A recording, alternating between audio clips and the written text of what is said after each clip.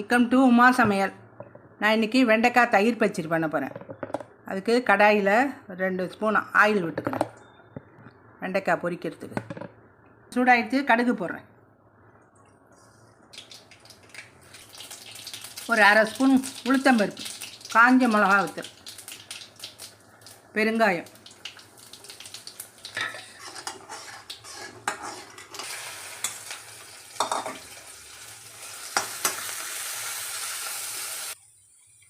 வெண்டைக்காய்க்கு தேவையான சால்ட்டு போடுறேன்.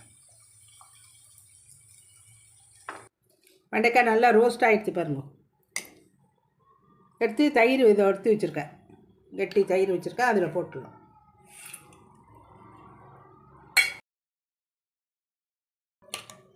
தயிர் சாதம், சாம்பார் சாதம், வத்த குழம்பு எல்லாத்துக்கும் நல்லாயிருக்கும்.